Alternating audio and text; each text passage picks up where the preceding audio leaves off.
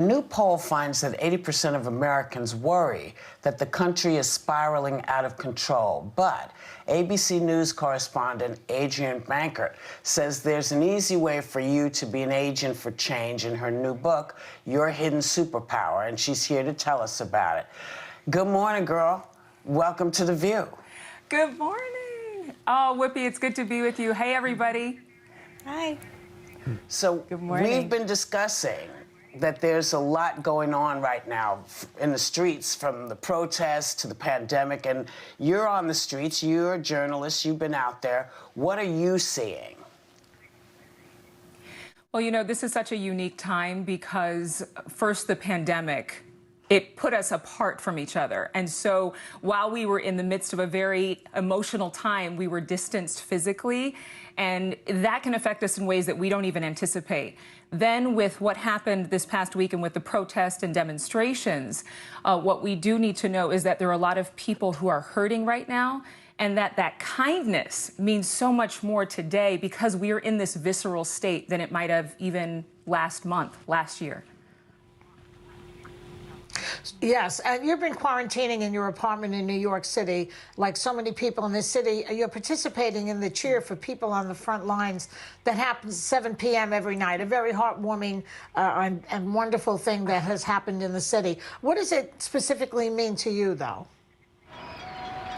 I mean, it was one of the most bright moments of my time in isolation because all these neighbors that I'll probably never meet were doing me a favor. They were reminding me that there was unification happening, that there was hope. We were all together there on balconies and fire escapes, and it truly is a golden hour. The fact that we're still cheering every night at 7 p.m. for frontline workers after all these weeks is truly telling that we can come together even in the most disruptive times. Now, Adrienne, you've just written your first book, Your Hidden Superpower, the kindness that makes you unbeatable at work and connects you with anyone. And you talk about how the world is demanding us to be kind under pressure. Given the climate in this country and the extraordinary pressure we are all under, what is your advice to people? Well, first of all, I would say that we all need to give each other a lot more mercy.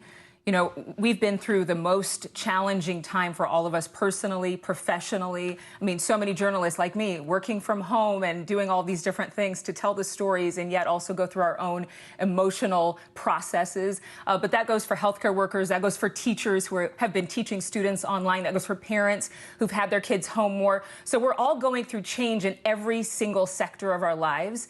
And if we would take kindness and make it our personality, our lifestyle, our identity, then our knee-jerk response to challenge would be kindness. It wouldn't be this obligatory series of politeness or the right things to do or just trying to be nice. It would be really more about who we are and just expressing that embrace to humanity that we need right now. We all need a big hug. Even if it's not a physical hug, we all need a big hug. I don't disagree with that, Adrienne. And one of your chapters is entitled Resilience in a Crazy World. And in it, you talk about grief, both on a larger scale with everything that's happening and on a personal level. Many people worry that they don't know what to say or do for someone who's grieving. What do you find helps the most?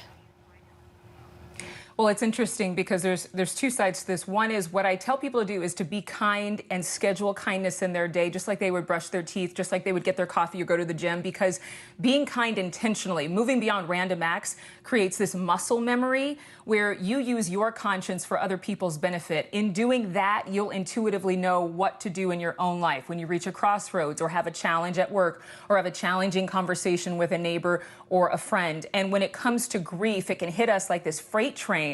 And for so many people around us, rather than focusing on ourselves, we say, okay, what can I do to serve other people? In serving other people, we get the encouragement we need. We get the fuel and the tenacity that we need to keep going. And most people are just looking for something consistent because there's so much change happening in the world right now. When you can offer that consistent kindness, when you can do something for them that maybe they haven't had the time to think about, like help them get childcare or help them with ordering Uber Eats or Postmates so that they don't have to cook, you are taking a burden off of them. And I'm telling you, it's priceless right now with everything going on in the world. We need those little things that mean so much. So I wanted to ask you, Adrienne, What made you do this? What brought you to the fact that where you said, I need to write about this because XYZ? What made it happen? Well, you know, I've been mentored for many, many years. My mentor, Bill, actually said to me, Adrienne, you need to write a book on kindness a couple of years ago. And I thought, well, there's lots of books on kindness. Why would I need to write a book? People can pick them up at the library or the bookstore. He said, no, it's your perspective. And in studying myself, in studying my journalism journey, I realized that I really didn't want to just go to work to have a job.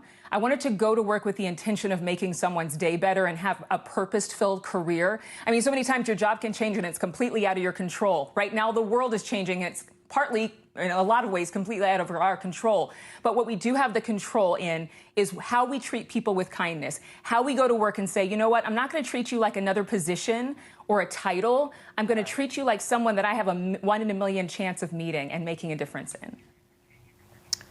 Well, thank you for coming to The View. Thank you, thank you. Your new book, Thank you. Your Hidden Superpowers and Kindness, makes you unbeatable at work and connects you with everyone, is available today.